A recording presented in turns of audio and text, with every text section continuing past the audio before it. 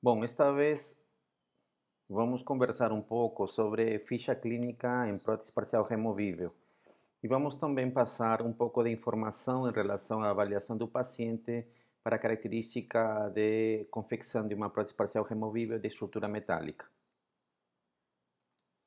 Inicialmente, nós devemos avaliar o sistema mastigatório. Claro, é a área específica onde vamos trabalhar.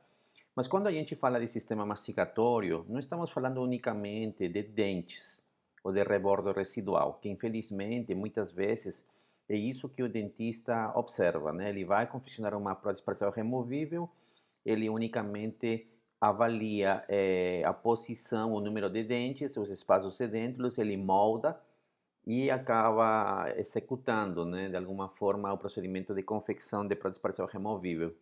Então, nós escapamos desse conceito. Quando falamos de sistema mastigatório, estamos falando dos dentes, estamos falando do periodonto de suporte, dos ossos maxilares, superior e inferior, maxila e mandíbula.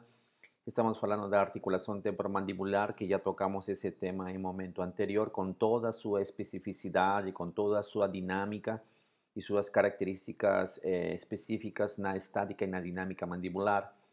Devemos avaliar posição de lábio, que é muito importante para os processos de reabilitação oral. Avaliamos também o sistema vascular. Todo esse conjunto de estruturas podemos, de alguma forma, chamar que tem uma atividade passiva, né? Isso é mais ou menos o que a gente entende. Quando a gente fala de atividade passiva, estamos falando que não é dinâmica. Dinâmica se comparado com o movimento funcional, por exemplo. E temos também o sistema nervoso, que vai, através desse comando, ligamentos e músculos vão também funcionar e vão determinar a liberdade de movimento, a capacidade de movimento da mandíbula. Então, isso também é importante que o dentista avalie.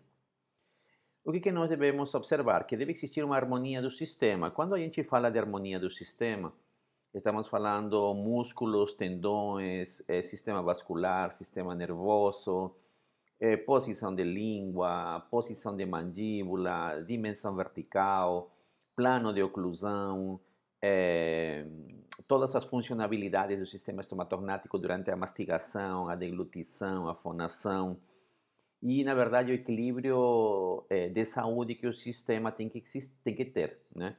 Então, isso, na verdade, é a harmonia do sistema.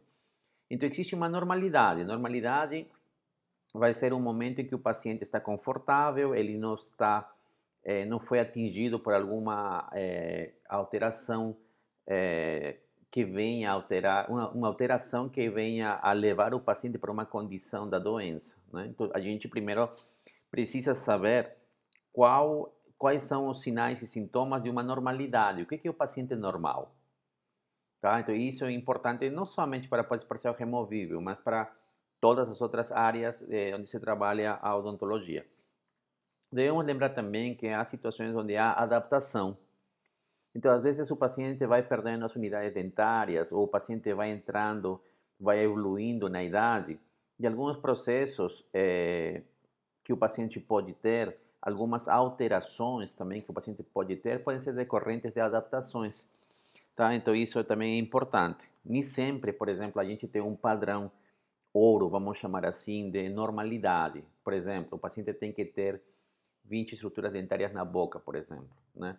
Então, a gente pensa que esse é o padrão de normalidade. Não é, porque, infelizmente, esse padrão de normalidade não existe, né? O paciente pode ir perdendo algumas estruturas dentárias, mas a eficiência de mastigação, provavelmente, dependendo da distribuição de perda dessas estruturas, talvez possa não ficar comprometido.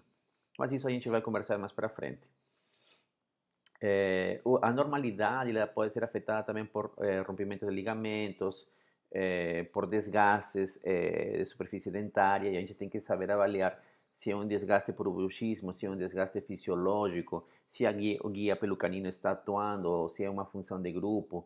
Então, há algumas características específicas que a gente já conversou anteriormente, que de qualquer forma vem novamente à tona agora para poder estabelecer como está a harmonia desse nosso sistema estomatognático. E talvez esse conjunto de sinais e sintomas que o paciente apresenta, essas alterações que o paciente pode apresentar, nos leva à condição de pensar de que talvez, se não observarmos isso, podemos ir para o lado do insucesso, né, da falha no tratamento em prótese parcial removível. Existem procedimentos de diagnóstico, né, que devem ser realizados, como em toda a área da medicina, né, odontologia não é diferente. Então, para poder fazer diagnóstico, você deve ter um conhecimento teórico específico. E aqui, já que você está trabalhando com prótese parcial removível, isso quer dizer que existe uma área de suporte dentada e existe uma área de suporte de fibromucosa. Você vai ter que avaliar a fibromucosa em todas as características, como foi avaliado na prótese total. E a parte dentada, a parte dos suportes dentados, eles têm que ser avaliados com a característica que se avalia, por exemplo, a prótese parcial fixa, né? Então, na prótese parcial removível, você vai ter que trazer todo esse conhecimento de oclusão, de prótese fixa, da própria prótese total, o conhecimento da dentística, conhecimento de anatomia, conhecimento de disfunção temporomandibular, conhecimento de uso de articulador, de análise de plano de oclusão, e todos esses conhecimentos em conjunto para que você consiga analisar qual é a característica específica do paciente e a partir de aí você emitir um diagnóstico específico para poder estabelecer depois um plano de tratamento adequado para este paciente, que não necessariamente para esse momento do seu diagnóstico possa ser que seja a construção de uma prótese parcial removível. Ele pode ter algumas outras prioridades e essas prioridades precisam ser realizadas ou estabelecidas rapidamente para que, num segundo momento, se estabeleça a confecção da prótese parcial removível.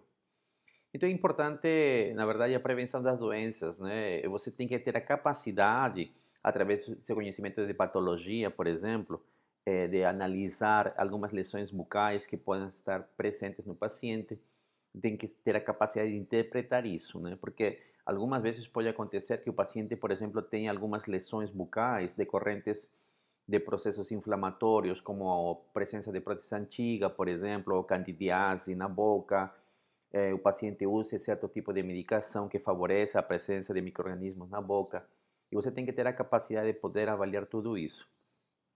Tem que ter a capacidade de reconhecimento das alterações localizadas na boca e nas estruturas anexas. Então, por isso que aqui, na prótese parcial removível, você tem que trazer todo o conhecimento que você traz, já toda a bagagem que você traz das outras especialidades da odontologia que você já passou na faculdade. Estamos falando de cirurgia, estamos falando de periodontia, estamos falando de disfunção temporomandibular, estamos falando de oclusão, estamos falando de dentística, estamos falando de endodontia, estamos falando de prótese parcial fixa, estamos falando de patologia, de semiologia.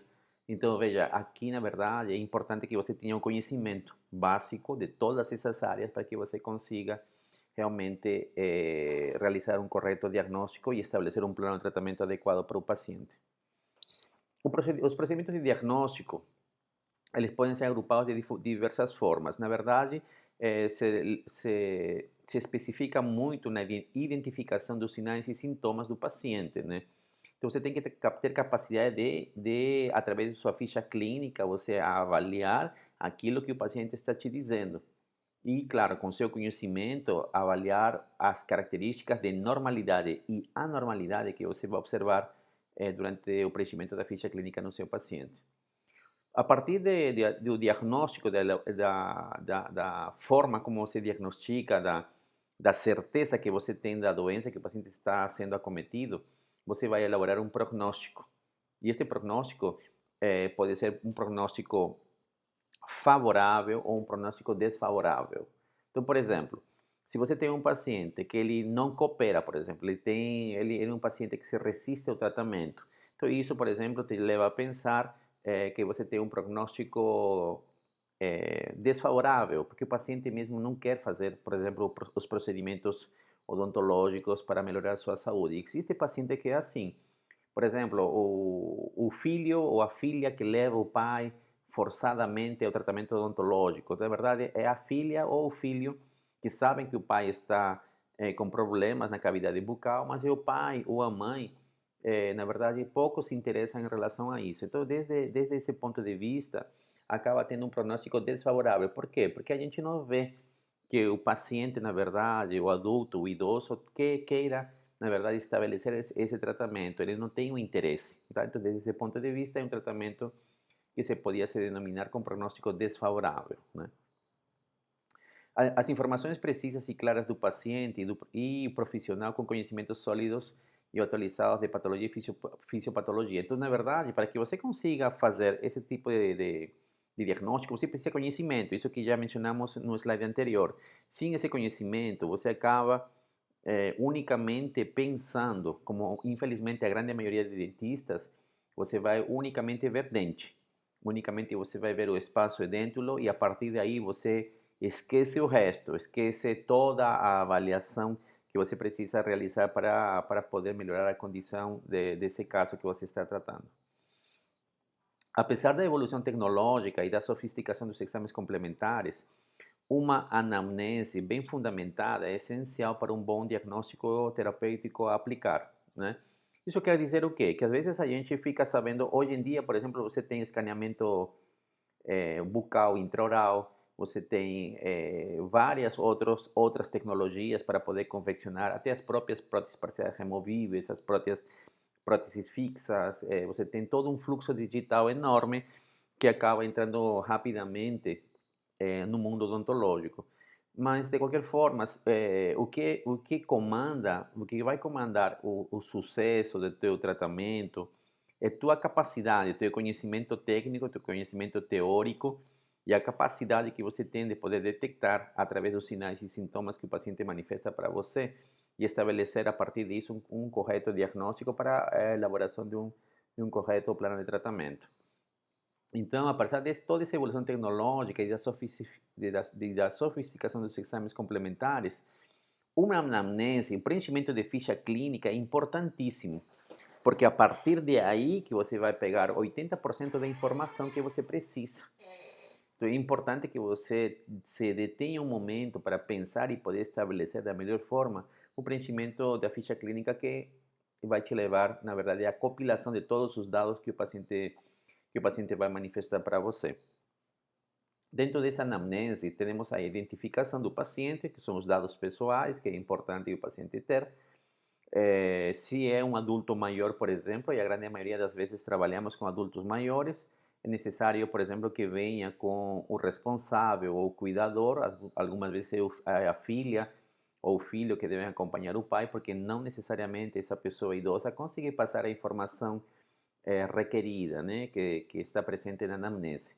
E também, claro, algumas doenças que o paciente possa ter também limitam um pouco, muitas vezes, a capacidade de resposta e entendimento daquilo que está sendo perguntado para o paciente. Então, é necessário, se o paciente não tiver a condição de responder adequadamente a essa sua ficha clínica, que venha acompanhado pelo responsável, pelo filho, pela filha, né, ou pela esposa, que muitas vezes são as pessoas que vão estar com a responsabilidade e o cuidado dessa pessoa que é o adulto maior.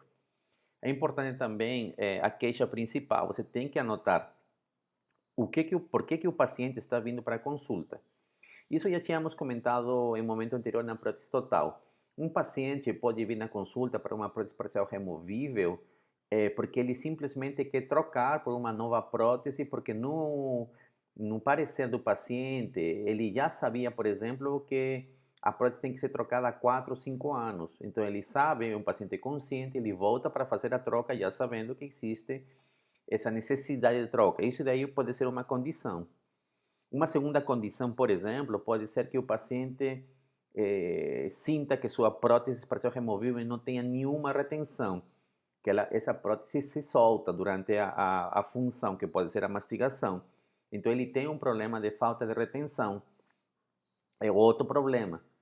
Outro motivo de consulta poderia ser que o paciente, por exemplo, ele quer trocar a cor dos dentes, que aquelas que ele escolheu ou eram muito brancas e não se mimetizam na boca, ou pode ser que elas sejam muito escuras e o paciente queira uns dentes mais brancos. Por que é importante tudo isso? Porque se você não atingir também aquilo que a expectativa do paciente, você, por mais que você tenha sido 100% técnico, que sua prótese tenha sido a melhor de todas que o paciente já teve na vida, para o paciente você fracassou. Você teve um insucesso porque você não atingiu aquilo que o paciente precisava.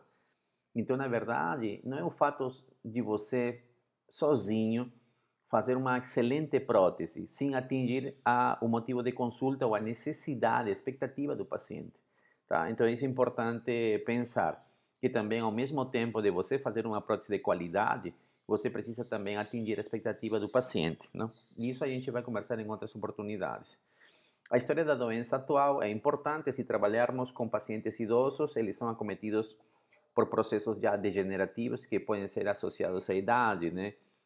Associados ao sedentarismo, associados a problemas neuromusculares, a problemas de memória. Às vezes o paciente toma medicação, por exemplo, né? Então, às vezes o paciente já vem com uma comorbidade, com um tipo de doença. Podemos falar assim, diabetes, pressão alta, problema cardíaco, enfim.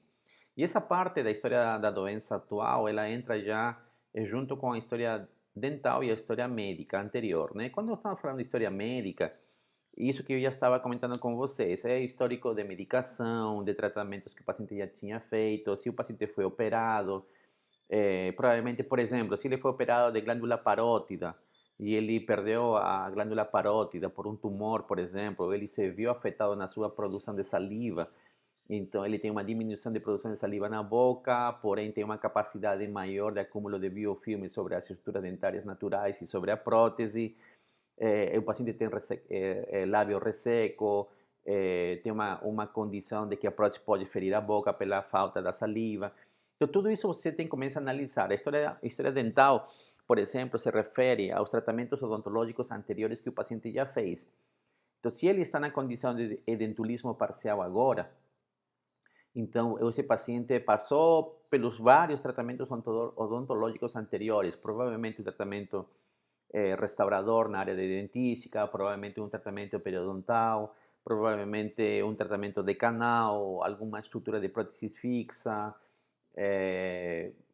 e finalmente ele acabou perdendo os dentes, né? Ou por descuido do próprio paciente, ou pela própria iatrogenia que nós mesmos cirurgiões dentistas muitas vezes ocasionamos nos pacientes, ou por ambas situações. Então é importante que tudo isso esteja anotado na ficha clínica. Por exemplo, se o paciente é um paciente que chega para você e você vê que há uma deficiência na instrução de higiene oral, da higienização do paciente, você fica pensando assim, caramba, se esse paciente, por exemplo, perdeu seus dentes devido à falta de higiene, por que a gente pensaria que agora ele tendo uma prótese parcial removível, uma estrutura inerte, ele vai mudar o hábito de higiene? Será que ele vai mudar ou será que ele vai continuar não tendo esses hábitos de higiene? Então, talvez seja mais importante você começar a focar a sua condição de melhorar a higiene do paciente, nem tanto de confeccionar a prótese parcial removível. Porque se o paciente não tiver uma boa condição de higiene, tudo fica comprometido, até sua própria prótese que ainda você não fez. Então veja como o foco que você analisa da anamnese pode mudar teu plano de tratamento. Não estou dizendo que você não venha fazer, estou dizendo que a prioridade talvez possa ser mais importante para esse paciente enfocar ou focar o processo de melhora da condição de higienização dele, para um momento posterior, quando essa condição tiver melhorado, você consiga realmente elaborar seu plano de tratamento e confeccionar a prótese parcial removível. Os antecedentes familiares são importantes, sobretudo por doenças, né? Então, às vezes mãe e pai do paciente tinham pressão alta e aí por consequência tem os pacientes que estão com você têm pressão alta ou tem algum problema genético, né, problema neuromuscular, ou algum tipo de neoplasia, né? Então às vezes o paciente já toma medicação porque o pai era cardiopata e ele também é cardiopata. Então existem algumas condições que são importantes. É interessante você saber sobre os hábitos e antecedentes familiares para poder tentar associar aquilo que você está vendo durante a sua inspeção clínica, né? E os hábitos são importantes, né? Hábito, por exemplo, fumar, que a gente sabe que traz um problema negativo sobre as superfícies da cavidade bucal em relação à ressequidade, falta de salivação, alteração da microcirculação, e aí você tem processo de alteração da cicatrização do paciente, o paciente toma medicação, enfim, né? Isso em relação a hábitos, né? O paciente pode ter o costume de morder ponta de caneta, as tampas da caneta, ele pode fumar cachimbo, ele pode ser um paciente que toque violão e incline a cabeça para um lado e tenha um problema de disfunção por causa disso. Pode ser que seja um paciente que toque algum instrumento de vento e por causa disso também tenha problemas de articulação temporomandibular. Ele pode ter alguns vícios ou ser dependente químico. Ele pode ter hábito de bruxismo e a gente sabe que não se controla, se pode se controlar, mas não tem cura. Ele pode ter o bruxismo associado com DTM, ele pode ter o bruxismo associado ao bruxismo do dia, por exemplo, associado ao consumo de substâncias químicas ilícitas. Então, é um conjunto de informação que você precisa analisar com muito cuidado. E aqui só para mostrar uma ficha clínica, a parte da anamnese, o que vocês já em algum momento seguramente vão observar comigo na clínica quando voltarmos às atividades. E o paciente começa a responder um conjunto de perguntas, né? E a partir daí você começa a recopilar, a compilar os dados sobre aquilo que é importante para nosso tratamento. A queixa principal se refere à sintomatologia expressa pelo paciente, desde o início da doença até a presente data. Então, se o paciente refere dor, por exemplo, então, se o paciente refere dor hoje, então você não tem que se limitar unicamente a saber a dor de hoje. Você tem que perguntar quando começou essa dor, em que momento começou, se a dor se manifesta, aumenta quando o paciente se alimenta, se ele já acorda com dor ou dorme com dor, ou se acorda à noite com dor, que tipo de medicação ele toma, há quanto tempo ele está com essa sintomatologia, se tem aumentado, se tem diminuído, se o estresse aumenta a dor. Então, veja, existe um conjunto de perguntas que você pode fazer unicamente com a referência do paciente em relação à dor. Então, é importante que você traga a maior quantidade de informação para poder estabelecer muitas vezes a evolução da doença dentro do tempo. Essa queixa principal deverá ser registrada com as próprias palavras do paciente, tá? Nunca com sua interpretação. Então, se o paciente coloca, por exemplo, eu estou sentindo uma chuchada, então você tem que colocar na queixa principal, o paciente refere chuchada, que é a forma em que o paciente se expressa, né? É a forma em que o paciente se expressa. E claro, cada lugar desse grande Brasil tem as suas próprias expressões de idioma, né? Então é importante que você anota especificamente aquilo que o paciente está referindo para você. Você tem que saber, na verdade, o que o paciente quer fazer. Isso é importante. Às vezes o paciente ele pode ter uma apreciação do tratamento de prótese parcial removível que não seja, pois, uma visão desde o ponto de vista médico-odontológico. Ele pode querer, por exemplo, como alguns pacientes já falaram para mim, doutor, eu queria tirar esses dentes daqui porque eu acho feio, eu prefiro colocar uma prótese parcial removível. Então a gente lida também com situações como essa, né, onde o paciente, ele, pela situação em que ele está envolvido, pela sua condição biosocial, por exemplo, ele acha bonito, talvez muitas vezes, retirar dente natural e colocar uma prótese parcial removível, ou até uma prótese total. E isso pode acontecer, porque na avaliação do paciente, ele acha, considera mais bonito, mais estético ter uma prótese parcial removível ou uma prótese total, por exemplo, do que ter os próprios dentes que provavelmente para a condição que ele está, por exemplo, são dentes que estão em apinhamento e ele não acha bonito isso, ele acha mais bonito retirar os dentes e colocar uma prótese total, uma prótese parcial removível, né? Então, isso, na verdade, embora seja uma necessidade do paciente, você não vai fazer isso, mas você tem o dever de orientar o paciente, de conversar com ele, né? E a mutilação, na verdade, que ocorre, ela deve ser praticamente abolida de todo tipo de tratamento odontológico. Nós estamos sempre prezando pela conservação das estruturas bucais na sua máxima expressão. A história da doença, na verdade, já comentei com vocês, é a parte mais importante e difícil da propedêutica, né? Onde o profissional deverá buscar, por meio de perguntas direcionadas, objetivas, claras e simples, orientar o paciente a rememorar e ordenar fatos ouvidos desde o início até o final. Então, quando você vai abordar o paciente, você não pode falar ao paciente com palavras técnicas. As palavras técnicas você usa com seus colegas, com outros dentistas, né? Que têm esse conhecimento técnico específico de odontologia. Então você tem que ter a capacidade de poder conversar com o paciente. E essa simplicidade com a qual você acaba eh, perguntando ao paciente vai trazer uma informação maior para você. Porque o paciente muitas vezes ele fica inibido, porque ele escuta palavras técnicas ou escuta situações que podem até constrangê-lo muitas vezes e ele não te dá uma resposta. Então, a capacidade do dentista está nessa possibilidade de você poder se aproximar ao paciente e poder se deixar entender. Você tem que conseguir que o paciente entenda você e ele responda às perguntas de forma adequada. A história dental também já conversamos, são informações em quanto ao passado odontológico do paciente, auxiliando no diagnóstico e prognóstico. Frequência de visitas ao dentista, às vezes o paciente não vai para o dentista por muitos anos. Doutor, a última vez que eu fui no dentista foram 10 anos atrás. E aí você pergunta, mas por que você foi no dentista 10 anos atrás? Ah, porque um dente estava doendo e eu pedi para arrancar, que é a forma como o paciente fala. Então aí você vê que na verdade, o paciente não se preocupa muito pela sua saúde bucal. Se em 10 anos ele não foi para o dentista, né? Então você vê que talvez o foco desse tipo de tratamento seria mais uma conscientização antes da confecção expressa, direta, rápida de uma prótese parcial removível, né? Quando foi o último tratamento realizado? Então, às vezes, o paciente vem com uma prótese parcial removível que está há 20 anos na boca.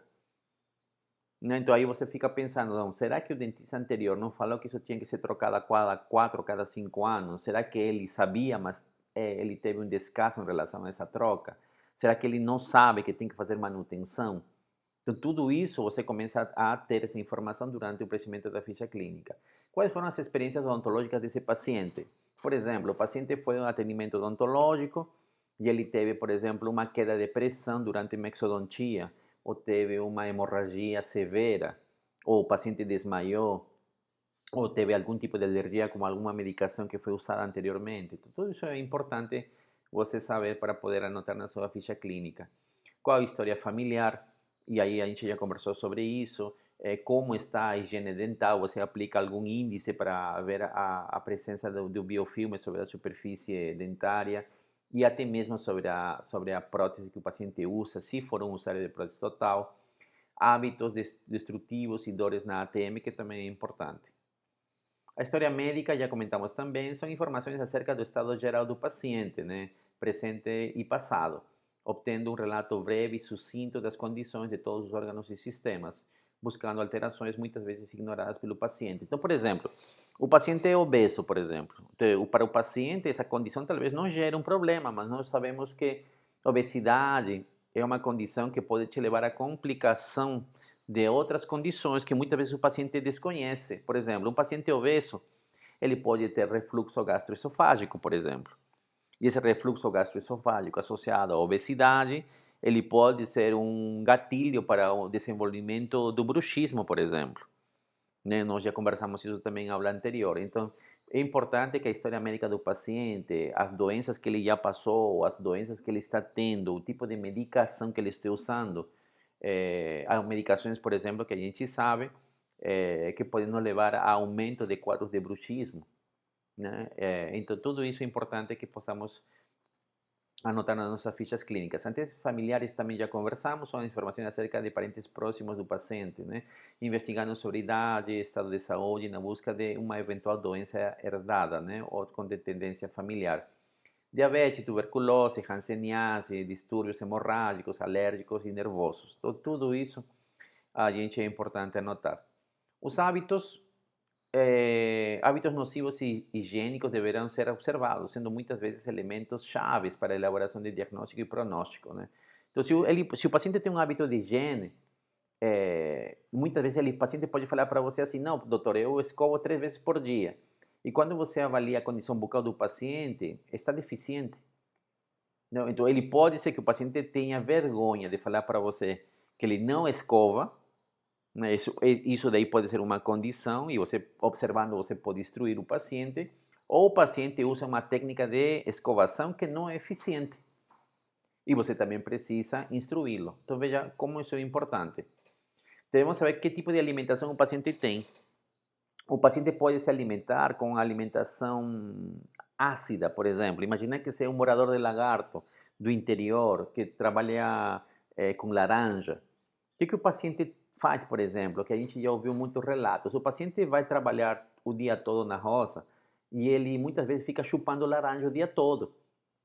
Não, ele fica com a laranja na boca ou vai comendo a laranja durante o dia. Então, a condição de ácido na boca é constante.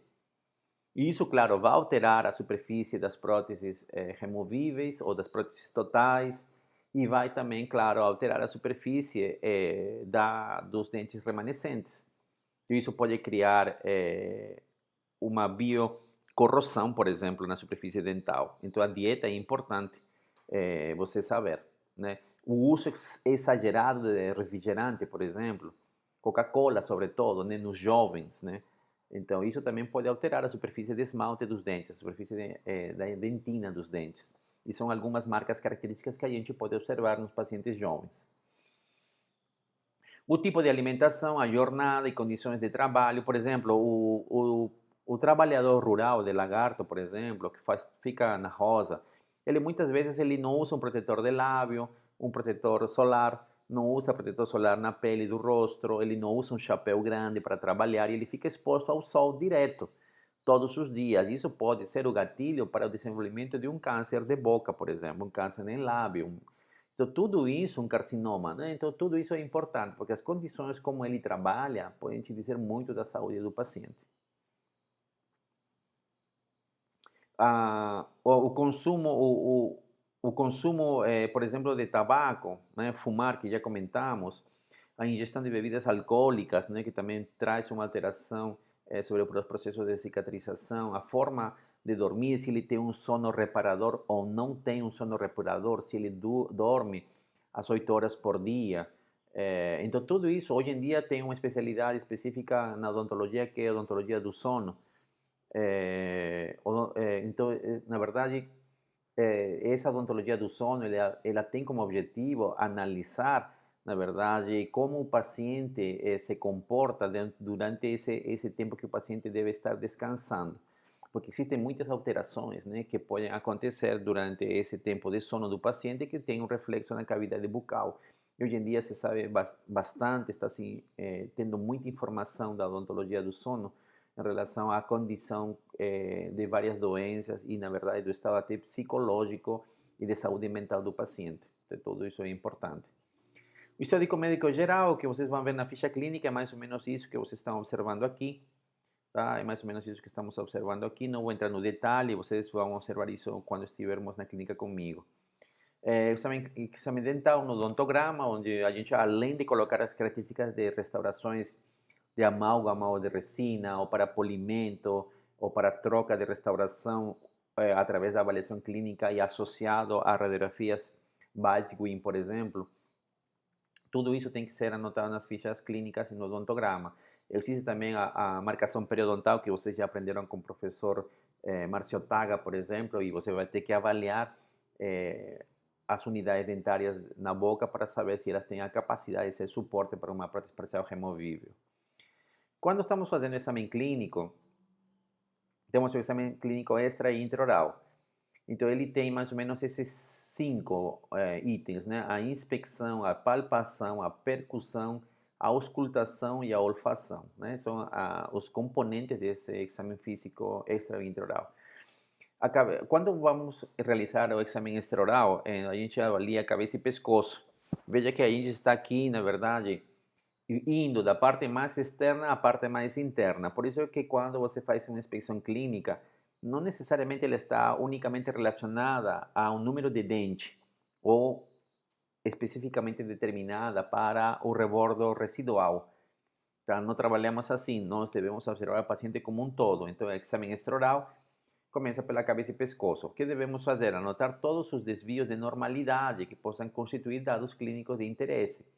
Cicatrizes, por exemplo, de trauma de paciente, ou ele foi operado, gânglios, palpação de gânglios, por exemplo, que pode te mostrar algum processo inflamatório neoplásico em desenvolvimento. Dores musculares, que são bem comuns em pacientes com DTM muscular. A auscultação das articulações temporomandibulares, entre outros, né? Então, tudo isso você deve poder ter a capacidade de poder fazer no seu paciente. Para uma avaliação clínica correta, o exame da articulação temporomandibular deve ter continuidade no estudo da oclusão com o paciente e exames complementares. Claro, se você vai avaliar a articulação temporomandibular, você tem que saber quais são as características de uma articulação temporomandibular sadia em relação à movimentação, em relação a deslocamento, em relação à característica que você deve analisar nos exames radiográficos, por exemplo, exames de imagem. E você deve associar isso a seu conhecimento de oclusão. Tá? Então, é isso que é importante. Na próxima removível, como já mencionei anteriormente, você tem que trazer toda a informação de todas as outras áreas e começar a linkar tudo isso durante a sua inspeção clínica. A inspeção. O que quer dizer inspeção? Não basta olhar, há que se ver, né? Não basta ver, há que se analisar. Não basta analisar, há que se compreender. Não só uma parte, mas o todo, né? Então, essa é uma frase muito interessante, né? Que a gente precisa tomar muito em consideração para poder realizar esse processo de inspeção. A postura, por exemplo. Quando o paciente entra na consulta, você vai ver ele entrando, você vai ver se ele tem alguma dificuldade de locomoção, se quando ele está entrando na sua consulta, ele tem alguma alteração da coluna cervical ou um posicionamento da coluna, se ele se senta com dificuldade ou se ele levanta com dificuldade, se ele usa bengala para andar, tudo isso é importante, né? A roupa do paciente, porque isso pode te indicar talvez um pouco de descuido enquanto à apresentação pessoal e talvez a essa condição, por exemplo, de descuido da imagem pode estar associada de alguma forma também com um descuido da higiene do paciente. A face, o biotipo, quando falamos dessa forma, estamos falando de pacientes dólico-faciais, mesofaciais e braquifaciais, né? Como já mencionei, possíveis alterações na marcha, dificuldade de locomoção, que pode estar associado a problemas neuromusculares ou alterações neuromusculares. Assimetria facial, e aqui estamos falando de assimetria devido a excesso, por exemplo, de mastigação unilateral, que pode te levar a essa condição. Podemos ter simetria facial alterada devido à paralisia de face ou à paralisia de Bell, por exemplo, que também é bem comum. E temos que avaliar o sistema tegumentar, a pele, né? A pele é importante porque você pode avaliar a pele na sua experiência e ver que a pele está seca, que falta umidade. Isso pode estar refletido devido à medicação que o paciente toma, pode estar refletido devido à pouca ingesta de água do paciente, ou ambos casos, né? Então, se você começa a lembrar das aulas de prótese total, você vai ver de que o paciente que não bebe água e o idoso, ele não bebe água por uma condição. Primeiro, a grande maioria dos pacientes idosos, eles têm incontinência urinária, né? Isso é consequência já do avanço de idade. Então, ele tem que ir ao banheiro várias vezes durante o dia para poder urinar. E isso é uma situação incômoda para o paciente, né? Então, por causa disso, já que é um incômodo, isso durante o dia, durante a noite, o paciente evita beber água, porque é incômodo para ele. Só que se o paciente não se hidrata, ele não vai ter saliva na boca. Se ele não tem saliva na boca, por exemplo, a prótese total não vai ficar retida, ela vai machucar. E não vai ser diferente na PPR. Na PPR, toda extensão de cela, toda extensão que recupera a parte da área edêntula, vai estar em contato com fibromucosa sem uma camada de saliva e vai machucar, vai causar ferimento.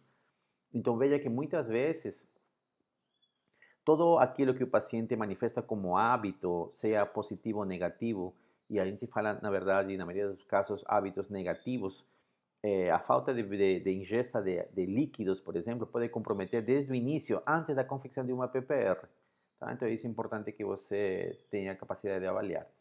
A palpação, por meio da sensibilidade táctil, quer dizer, dos seus dedos, analisar todas as estruturas intra e extrabucais sob a responsabilidade do cirurgião dentista. verificando sinais como consistência, limite, sensibilidade ao toque, textura superficial, infiltração, pulsação, mobilidade e temperatura, né?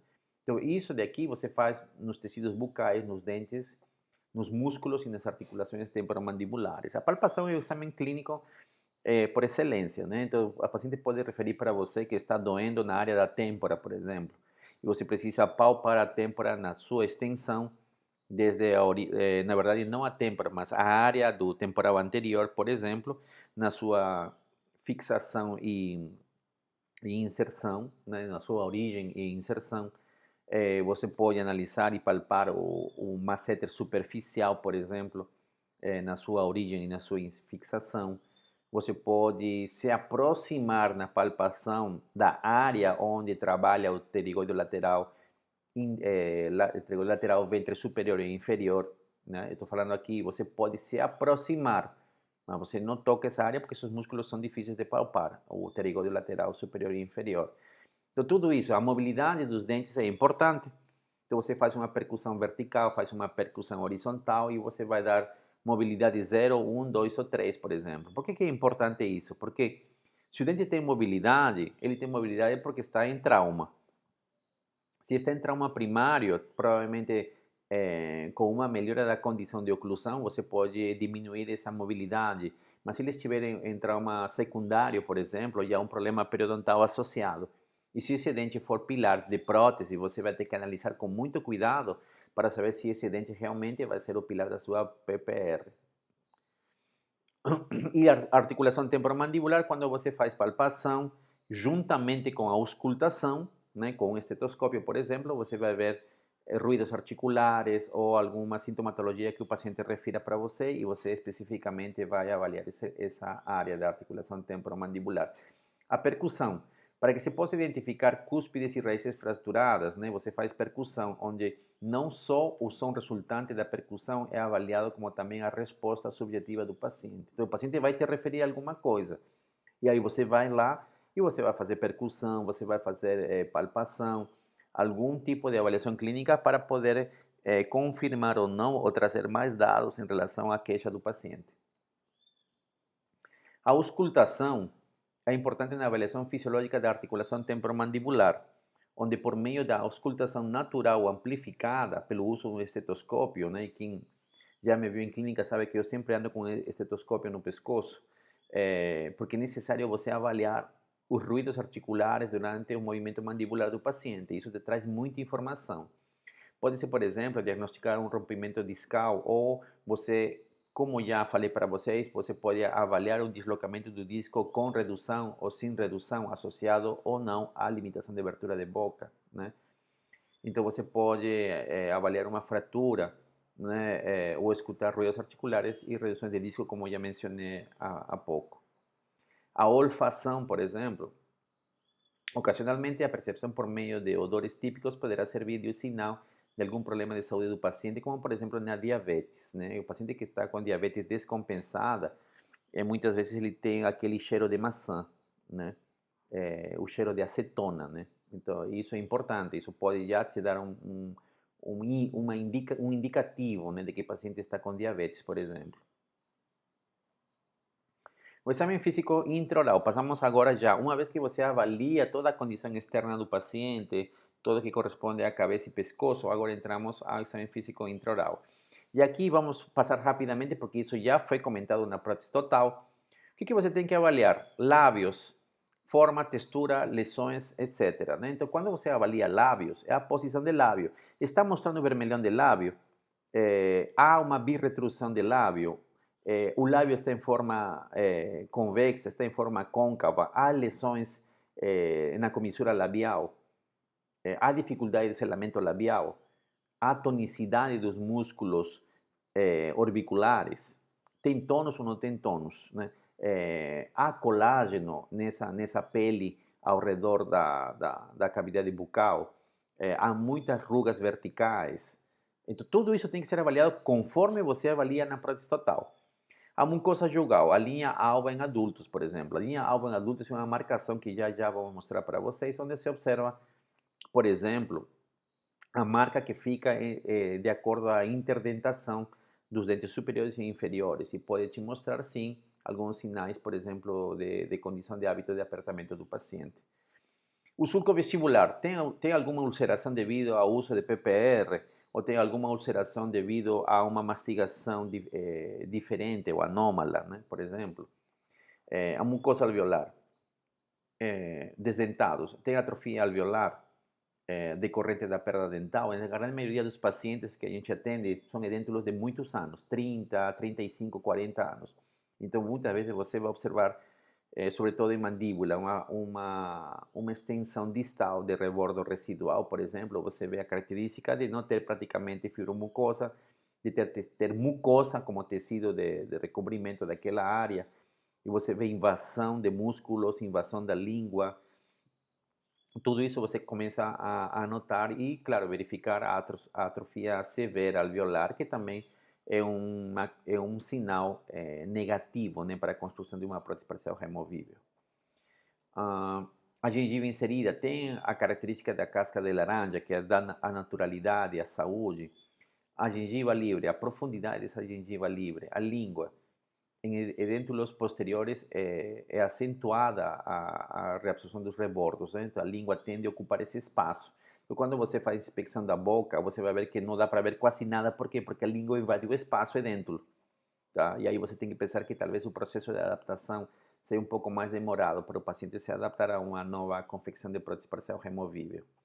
Você avalia o soalho da boca, né? O palato, a orofaringe.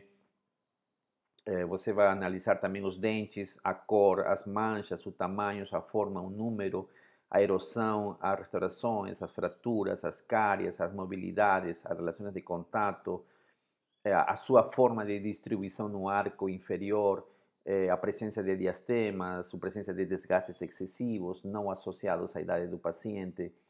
Então, veja, há uma infinidade de situações que a gente precisa analisar. A linha alba, por exemplo, é essa marcação que muitas vezes os pacientes mostram e está relacionado praticamente à interdentação, né, que existe entre os dentes superiores e inferiores e pode ser eh, um, uma característica de pacientes que têm apertamento.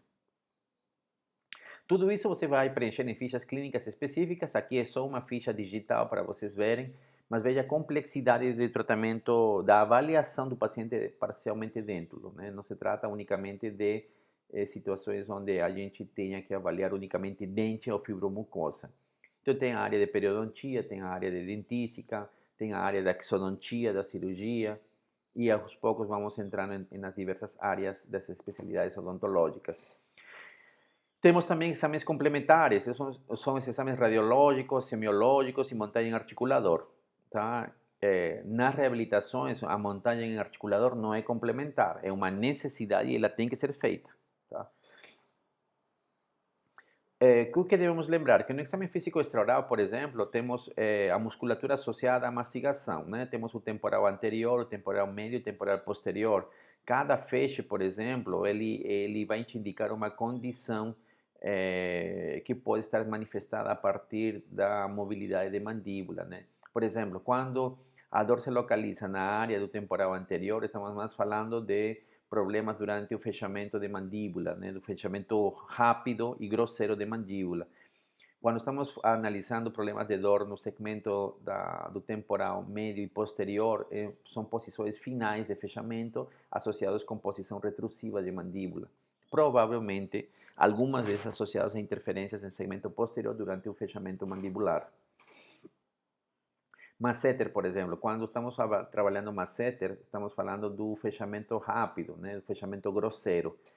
E o masseter, claro, ele pode ser um músculo dolorido em algumas vezes em processos de bruxismo, não necessariamente sempre. E pode estar também associado a problemas de cansaço muscular, né? Isso devido a N variáveis, como por exemplo, localização errada do plano de oclusão, que pode acontecer nas PTs, ou alterações na diminuição da dimensão vertical de oclusão. A avaliação da musculatura dos suprajóideos também é importante, né? Como por exemplo o músculo digástrico, né? Que são músculos que vão participar durante os processos de mobilidade de mandíbula. Então, tudo isso é importante observar, né? Os músculos que vão abaixar a mandíbula. O pterygoide medial, né, o músculo mastigatório de fechamento mandibular, pode também estar dolorido, também é importante avaliá-lo. Algumas vezes o paciente está com a boca aberta durante muito tempo para fazer uma exodontia de terceiros molares, por exemplo. Então, ele pode ter uma dor referida a esse cansaço muscular, essa fadiga muscular que aconteceu porque o paciente ficou 2 horas com a boca aberta, 3 horas com a boca aberta. Então, ele pode sentir esse incômodo em relação à localização do pterigoide medial. Algumas vezes também quando você vai colocar anestesia regional alveolar inferior, por exemplo, a tua agulha acaba atravessando algumas fibras do pterigoide medial e o paciente acaba sofrendo essas consequências em 2, 3 dias, onde pode haver uma limitação de abertura devido a rompimento de fibra muscular. Então isso também é importante. O esternocleidomastoideo, o músculo cervical, que também está associado a problemas de disfunção temporomandibular devido à alteração do posicionamento da coluna cervical. Então, também é importante apalpar esse músculo em toda a sua extensão para que você tenha uma noção daquilo que pode estar acontecendo. Tá? E dependendo do que você venha analisar, é necessário muitas vezes o encaminhamento do paciente para a fisioterapia. O trapézio também, o músculo no segmento posterior, parte superior das costas, né? E ele tem também um reflexo importante em relação à fadiga muscular, a dor associado a alterações do crânio cervical. Então, você consegue talvez detectar este problema e encaminhar o paciente para a fisioterapia. Os pterigoides laterais, que são dois músculos, o superior e o ventre inferior, que estão associados a problemas durante a translação, durante a protusiva do paciente. Né? Isso já conversamos no momento da DTM, e estamos somente lembrando aqui algumas aulas já passadas. No exame físico extraoral, articulação temporomandibular, você vai avaliar que haja, pois, através da abertura de boca, por exemplo, né, uma abertura normal, haja uma translação, preferivelmente sem ruído articular, né, que haja, pois, uma palpação da ATM sem dor. O paciente vai referir para você. Existe o fenômeno da translação mandibular que vai acontecer quando o paciente abre a boca, quando o paciente faz um movimento protrusivo, né? E esse movimento deve ser livre, sem interferências, né? E o paciente deve estar assintomático. Quando você faz o exame físico extraoral, você vai verificar a abertura de boca. Quanto é o normal? De 40 a 55 milímetros. 40 mulheres, acima de 45, 50 os homens, né? Então seria o normal. São padrões de normalidade. Quando está diminuída, quando é menor de 40 e quando está aumentada, quando é maior de 55. Mas isso daqui é um padrão, é um número para você avaliar. Pode ser que um paciente tenha abertura de 40 e para ele sempre tenha sido a normalidade dele. Por isso que você não deve se restringir unicamente a um número. Você não vai medir, se você tem menor de 40, você tem diminuída, tem que tratar. Não. Porque o paciente pode ter 40 e toda a vida ele ter aberto como 40 milímetros e para ele é normal. O que você tem que perguntar é que se o paciente se alimenta bem, se ele fala bem, se ele conversa bem, se ele sente cansaço ou se ele tem alguma limitação para se alimentar ou realizar alguma função fisiológica. Ele pode ter 40 como máxima e ele está ok em todas as suas funções, para ele não é anormal. Tá? Então tenha muito cuidado com isso. O exame físico intraoral, que já mencionamos anteriormente, aqui está repetido, vamos avaliar a posição de língua, o solo da boca, os freios laterais, às vezes freios acessórios, a presença ou não de torus, a amplitude da tuberosidade, maxila, a características do periodonto de suporte, a forma de rebordo, a fibromucosa em todas suas formas, sua consistência, todas as características associadas aos dentes e o exame de tratamentos anteriores. A língua, o que a gente vai avaliar em língua? O tamanho da língua, macroglossia, microglossia, posicionamento da língua que tenta ocupar o espaço do espaço edêntulo, o tamanho normal, a macroglossia, microglossia que já mencionei, a posição correta, a língua viciosa que não tem uma posição fixa, tudo isso vai atrapalhar a confecção do tratamento de PPR, né? O exame físico intraoral vai desde a parte mais externa, que são os lábios, vai entrando para o vestíbulo, Depois periodonto, vai avaliar a língua em todas as suas formas, tanto na parte dorsal, na parte lateral e na parte ventral. Você depois se aproxima na parte mais posterior, início da orofaringe, a posição da úvula e todas as características dos tecidos moles, para depois finalmente entrar na área dos tecidos duros de suporte. O assoalho da boca, o assoalho pode estar mais superficial devido à reabsorção do rebordo residual, então, e aí a musculatura associada em piso de boca ou assoalho de boca fica muito mais evidente e dificulta a confecção da prótese parcial removível. Os freios laterais que estão presentes podem também estar no caminho dos grampos de retenção das PPRs, então é necessário avaliar com cuidado. As bridas, né, como elas se apresentam em relação à sua posição, em relação ao rebordo residual, aqui também pode haver um comprometimento para o passo de um grampo de retenção, isso tem que ser muito bem avaliado. Você pode ter retração gengival, por exemplo, associado também à presença de bridas ou freios próximos da área da retração. Pode ser também que provavelmente, se analisado for e for descoberto que por causa da presença de estrutura anatômica, provavelmente precisa entrar em procedimento cirúrgico. A presença de toros, né? Os toros mandibulares, estamos observando aqui, impossibilitam, por exemplo, temporariamente a confecção da barra lingual de uma PPR inferior, por exemplo, né? Então, para que o paciente consiga fazer uma PPR, teria que entrar em procedimento cirúrgico para poder eliminar esta área toda que corresponde ao torus mandibular. Periodonto, você vai avaliar a gengiva marginal, a profundidade da bolsa, 3, 4 milímetros. Você vai aplicar o índice de O'Leary, né, de presença de biofilme. Você vai avaliar os tecidos que estão próximos da cela. Em relação ao rebordo, você vai ver num patamar anteroposterior se ele é horizontal, se ele é descendente distal, se ele é ascendente distal, se ele é descendente ascendente. São características do rebordo. No sentido vestíbulo-lingual, você vai ver se ele é normal, se é reabsorvido, se é estrangulado, se é alto ou se é em lâmina de faca. Praticamente a mesma avaliação que a gente faz na prótese total. O rebordo horizontal, ok? O rebordo tipo horizontal é um dos melhores rebordos, é o melhor rebordo que a gente tem para trabalhar PPR, né? O rebordo horizontal. O rebordo descendente distal, que é um dos piores rebordos que a gente tem para trabalhar. O rebordo ascendente distal, tá? Que é uma condição boa também, só que devido a esse rebordo ser alto no segmento posterior, limita o espaçamento necessário para a confecção de PPR, então isso é um limitante. O melhor rebordo é o rebordo horizontal.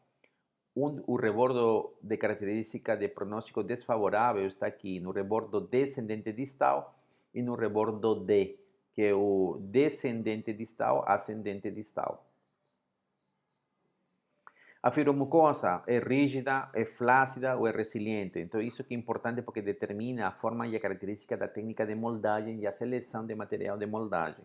Tá? Isso está seguindo especificamente determinado pela prótese total. Então, é bom vocês lembrarem quais são essas características de moldagem, material de moldagem e técnica de moldagem que está associado à prótese total. Quando estamos falando de dentes, o que nós temos que avaliar? O valor qualitativo, a presença do dente. Quantos dentes estão na boca? Eles são vitais? Eles estão íntegros? Qual é a forma desses dentes? São molares, são premolares, são caninos, são centrais, são laterais? O tamanho do dente é um molar? É um incisivo central? É um incisivo lateral? Porque cada um deles tem um valor dentro da avaliação para a prótese parcial removível. Esses dentes têm mobilidade? Que mobilidade tem? Mobilidade normal, grau 0, mobilidade grau 1, grau 2, grau 3. E como isso se comporta para pilar de prótese parcial removível? Você vai usar um dente que tenha grau de mobilidade grau 3 para pilar de prótese? Não, porque grau 3 praticamente ele deve estar provavelmente com mais de 2/3 de inserção de osso comprometida. Então, você não vai usar um dente que tem mobilidade como pilar de prótese, porque você vai praticamente arrancar, entre aspas, né? Eliminar esse dente rapidamente. Esse dente está inclinado? esse molar está inclinado, esse premolar está inclinado, como isso afeta na confecção da sua prótese parcial removível? É necessário tratamento ortodôntico? É necessário fazer um slice de desgaste para compensar? Então, tudo isso precisa ser avaliado. O dente está extruído. A extrusão desse dente altera o plano de oclusão? A extrusão desse dente causa interferência? A extrusão desse dente causa deslocamento mandibular diferente da posição de Mickey? Isso está causando dor no paciente? Tudo isso precisamos avaliar. O valor quantitativo se refere ao número de dentes remanescentes e à sua distribuição ao longo do arco. Então, o paciente pode ter 4 dentes remanescentes na boca, mas é diferente que esses 4 dentes, por exemplo, tenham uma disposição quadrangular, por exemplo, 2 caninos em segmento anterior e 2 primeiros molares em segmento posterior. Isso é uma condição que pode ser até melhor do que a condição que eu vou falar para vocês agora. Você tem esses mesmos números, 4 dentes, só que são 4 incisivos anteriores e inferiores. Tem 2 centrais e 2 laterais. Aí é péssimo. Por quê? Porque você tem um segmento de dentulismo parcial bilateral, amplo, uma alavanca maior.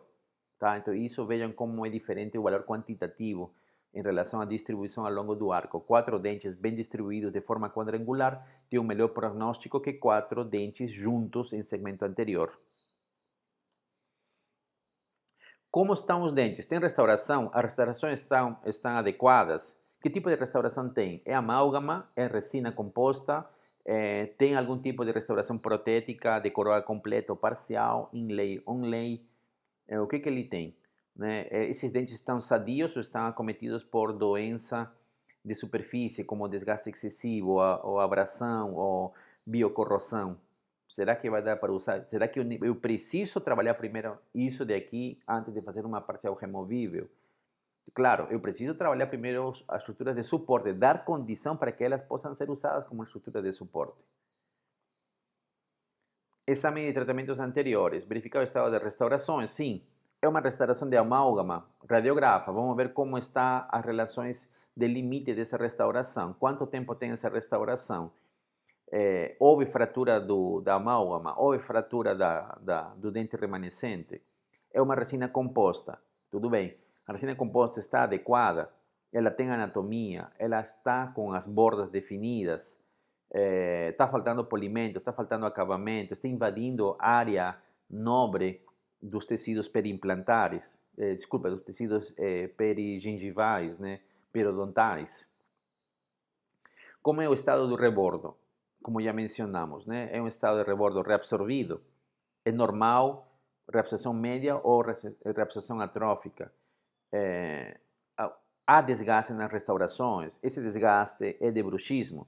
Esse desgaste é um desgaste normal. Esse desgaste é um desgaste da idade do paciente. Esse desgaste se confunde com falta de anatomia na restauração.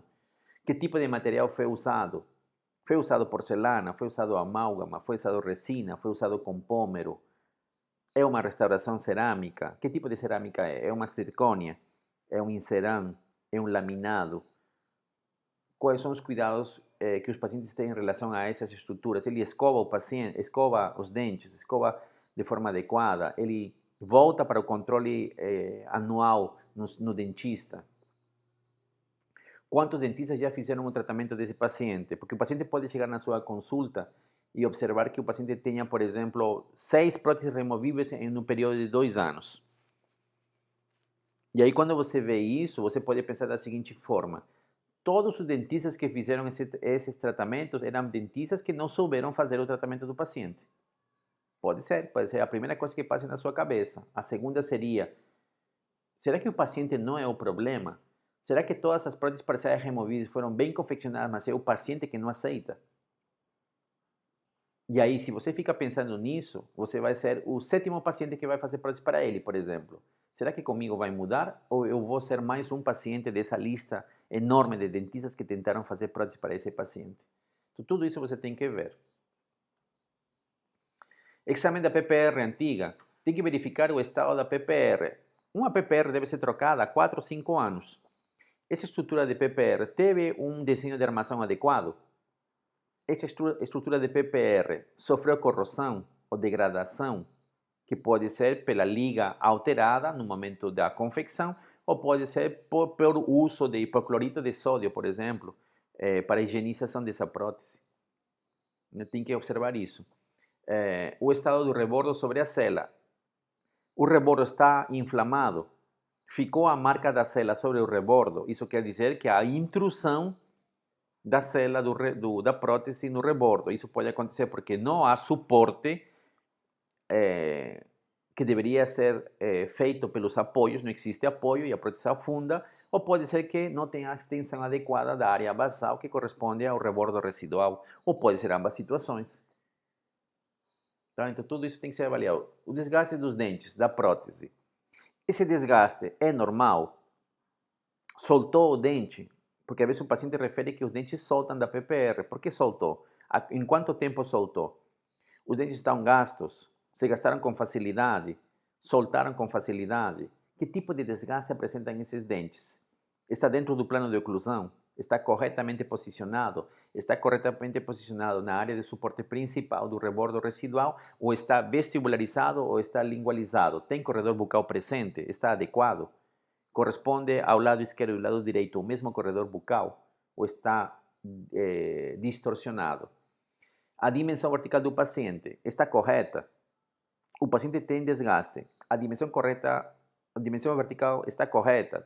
Ou você precisa alterar? Quando a gente fala de alteração de dimensão vertical, você pode recuperar dimensão vertical ou você pode diminuir. O mais frequente você é recuperar dimensão vertical. O menos comum é você diminuir dimensão vertical. Então, essa dimensão vertical deixa os tecidos externos da boca, lábio e pele, em posição adequada. A competência labial com essa nova dimensão. É necessário aumentar ou diminuir a dimensão vertical de oclusão? A fonética está adequada? Está adequada? Está inadequada por diminuição da dimensão vertical ou está inadequada por aumento da dimensão vertical? Ou a fonética está alterada pelo posicionamento errado dos dentes do paciente? Ou por ambos? A fonética está comprometida pela dimensão vertical errada e pela posição dos dentes errada. A estética é adequada? Quando a gente fala estética, é 50% do dentista, 50% do paciente. A cor dos dentes satisfez o paciente? O formato dos dentes condiz com o rosto do paciente? Então, tudo isso tem que ser avaliado como avaliamos a prótese total. Nos exames complementares sempre devemos ter uma radiografia panorâmica recente e sabemos que quando falamos recente é mais ou menos 6 meses para trás do dia da consulta, não podemos aceitar uma radiografia com mais tempo do que isso e aí você vai avaliar pois no conjunto, muitas vezes dá para observar a articulação temporomandibular, mas não é o exame específico para isso. Podemos avaliar toda a característica da maxila, sello maxilar, remanescentes radiculares, podemos observar algumas restaurações também, a alteração do plano de oclusão, o edentulismo parcial ou total do paciente e o grau de reabsorção da mandíbula. A radiografia de ATM, boca aberta e boca fechada, preferimos sempre uma tomografia porque é muito mais, fica mais fácil de observar essa relação de estática e dinâmica do movimento da ATM e a característica é solicitar sempre uma tomografia de boca aberta, boca fechada. Essas são as condições que nós solicitamos para a realização desse tipo de exame, que é a tomografia da ATM, boca aberta, boca fechada. Porque nós devemos avaliar centralização do côndilo em relação à fossa mandibular e quando há a boca aberta, translação condilar. Aqui, por exemplo, o côndilo está passando do ponto médio da eminência articular. Isso quer dizer que está com excesso de movimentação para anterior, né? Hipermobilidade mandibular. É problema? Eu não sei. Porque tem que avaliar clinicamente o paciente. Porque para ele na observação da tomografia, você pode ver que há uma hipermobilidade, mas o paciente pode não ter problema. Por isso é que nunca se diagnostica vendo imagem. Nunca se diagnostica vendo unicamente um tipo de exame. Ele tem que ter, claro, a parte clínica também que vai te dar uma forma de enxergar melhor a situação.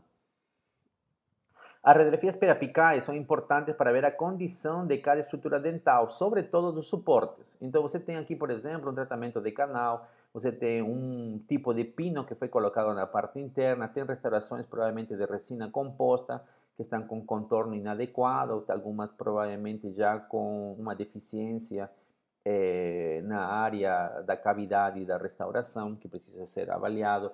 Você tem um comprometimento periodontal na parte mesial. Tudo isso vai avaliar, porque se aqui for uma extremidade livre, esse dente vai ser pilar de prótese. Então aí você vê que há muita coisa negativa para você escolher esse dente como pilar de prótese. Então você vai ter que tratar primeiro essa estrutura dentária para, em um segundo momento, você determinar se vai usar ou não essa estrutura dentária como pilar de prótese. O exame radiográfico, continuamos com radiografias periapicais. Aqui uma coroa que foi feita, estamos com sobrecontorno na parte mesial e distal. Um pino curto, sabemos que o pino deve entrar pelo menos 2/3, né, da extensão total da raiz. Aqui um pino curto. Se esse pilar foi usado para prótese, a probabilidade de deslocamento da coroa é grande. Não, é grande. Então aqui, por exemplo, vemos uma restauração provavelmente de amálgama, que foi de um dente para o outro sem nenhuma separação, né? Também está errado. Aqui temos um sobrecontorno também de estrutura de restauração. Tratamentos de canal que provavelmente não foram terminados ou não foram realizados, né? E você tem a colocação de uma estrutura de prótese aqui, provavelmente aqui uma restauração indireta, né? Com parte da parte intraradicular dentro da estrutura dentária, e vemos já a lesão apical, que não pode ser usada. Vemos restaurações que não tem, bom, aqui não dá para observar, mas parece que está com sobrecontorno para distal, né, na região desse primeiro molar. Vemos numa outra visão o remanescente radicular dessa estrutura aqui. Vemos, pois, que não há também tratamento de canal na mesma imagem. Então tem que retratar, não é? Algumas vezes podemos ver a amplitude e a grande extensão de reabilitação. Vemos um plano de oclusão. Para quem tem um pouco mais de experiência, pode observar que o plano de oclusão aqui está extruído, né? Aqui, por exemplo, já há perda do suporte radicular dessa extensão de prótese, né? Comprometimento da saúde. Vemos aqui também áreas radiolúcidas, né? Que vão mostrar que há um compromisso da estrutura de suporte, de tecidos duros de suporte. Os exames complementares. No caso da necessidade de outros exames, tais como exame de sangue, diabetes, coagulação, recomenda-se entrar em contato com o médico do paciente e elaborar uma terapia de acordo com as prescrições médicas ou ainda com fonoaudiologia ou fisioterapia, né? Isso é importante. Então, quando você vai fazer a avaliação clínica do paciente, você vai saber se ele tem um problema sanguíneo e você precisa fazer uma exodontia, então você vai ter que fazer uma interconsulta com o médico e falar para um médico mais ou menos se ele tem que fazer um controle com o médico para ver como está o controle desse problema de hemorragia do paciente, se ele está tomando medicação para isso, se pode alterar essa medicação ou precisa melhorar essa medicação. Você tem que comentar a medicação que você vai usar, o procedimento que você vai realizar. E muitas vezes mostrar, solicitar um risco cirúrgico para o paciente, enfim, todos os cuidados que são necessários para que você consiga realizar um procedimento sem interferências, sem intercorrências. O paciente pode usar próteses antigas já, e você tem que avaliar se essas próteses estão em condição de serem, por exemplo, usadas como parâmetros de avaliação da dimensão vertical, e isso pode ser usado. A prótese pode ser antiga, mas ela pode ser que tenha sido bem confeccionada e ainda você tenha uma possibilidade de usar essa dimensão vertical que essa prótese está mantendo no paciente como um pontapé inicial para o início da sua reabilitação. Por onde começar? Os casos complexos, né? Os casos complexos se começam da seguinte forma: você tem que avaliar, tem que analisar inicialmente a dimensão vertical do paciente. Porque, na verdade, é a posição da face, é a posição de mandíbula, é o grau de selamento labial, o posicionamento da base do nariz que vai te dar a estética. Né? Então, assim, é muito mais detalhado do que isso, mas na graduação o aluno deve saber de que os parâmetros de tecidos moles extraorais são parâmetros interessantes para avaliar o início de terapias de dimensão vertical correta do paciente.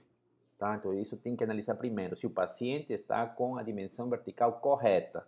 É a primeira coisa que você tem que ver. O segundo, analisar o plano de oclusão do paciente, porque uma vez que você determina que a dimensão vertical do paciente está correta ou não, se não estiver correta, você vai ter que recuperar a dimensão vertical do paciente. E isso é um tratamento prévio à confecção de PPR. Uma vez que você determinou a dimensão correta do paciente, agora sim, você tem um espaço de trabalho e agora sim você vai determinar onde você vai colocar esse plano de oclusão para o paciente, porque ele pode estar alterado, ele pode estar destruído, ele pode estar intruído, ele pode estar completamente alterado. Quando temos pacientes assim, nesses casos, por exemplo, sobretudo esse que eu estou mostrando aqui, aqui há aparentemente uma sobremordida, né, que deixa a mandíbula em posição protrusa e a maxila em posição retrusa. Há desgaste nas superfícies vestibulares, talvez associado a um bruxismo. Então, para esse paciente, nessa condição, a pergunta, por onde começo? Primeiro, tem que verificar a dimensão vertical de oclusão do paciente. Você vai trabalhar nessa posição? Ou você vai precisar acrescentar, aumentar essa dimensão ou acrescentar milímetros a essa dimensão vertical? Quanto? Como você vai fazer isso? Né? E uma vez que você determina a dimensão vertical, agora sim você estabelece o plano de oclusão do paciente. O nivelamento do plano de oclusão é um procedimento que se usa bastante em prótese parcial removível, né? Por isso que é necessário que você monte em articulador e monte em relação central. E quando você monta em relação central, você consegue analisar as interferências que ocorrem nesse posicionamento da relação central. E a partir de aqui você pode analisar se é necessário acrescentar valores à dimensão vertical de oclusão, se é necessário fazer um tratamento prévio de ajuste da oclusão para poder melhorar o relacionamento interoclusal do paciente. Então, tudo isso se faz a partir da montagem em articulador. Veja a condição que estamos mostrando aqui. O paciente que tem todo um segmento extruído, veja a posição de mordida do paciente, com um plano de orientação inferior, uma base de prova, vemos também todo o contexto da extrusão desses dois dentes. Provavelmente aqui seja necessário pois, uma intrusão controlada desse segmento do segundo e primeiro molar superior. Hoje em dia se pode se colocar dois mini implantes com elásticos e tentar intruir essa área que está pois extruída e alterando o plano de oclusão da mesma forma nesse segmento. Finalmente, as intervenções cirúrgicas podem ser realizadas, devem ser realizadas quando temos, por exemplo, casos de exostosis ósseas, que são os toros mandibulares. Né? A mesma condição para maxila. Em maxila também tem que ser avaliado se os toros maxilares estão passando justamente por onde os conectores maiores da prótese facial removível vai passar. Estando no caminho e não podendo evitá-los, então necessariamente tem que passar por procedimento cirúrgico. Da mesma forma aqui. É muito mais provável que você tenha que remover cirurgicamente as exostoses ou toros mandibulares, porque eles atrapalham praticamente a passagem da barra lingual em todos os casos de extremidade livre ou qualquer outro tipo de desenho para classe 1, classe 2 ou classe 3 e 4 de Kennedy. É necessária a remoção cirúrgica desses segmentos. Muitas vezes o paciente não concorda, né? Não concorda, e aí você parte para uma necessidade de fazer uma reabilitação sobre implante, que seria uma outra possibilidade. Bom, desta forma terminamos essa parte de exame clínico. Vocês estão observando que é bem amplo, porque trazemos a informação da dentística, trazemos informação da periodontia, trazemos informação da patologia, da semiologia, trazemos informação da dentística, trazemos informação da fixa, trazemos informação da DTM, trazemos informação da oclusão e da anatomia. Então, na PPR, na ficha clínica de PPR, vem todo o conhecimento que vocês têm que ter. Senão, você não consegue avaliar a condição do paciente. Bom, espero que tenha sido claro e estamos nos vendo em outra oportunidade. Obrigado pela atenção.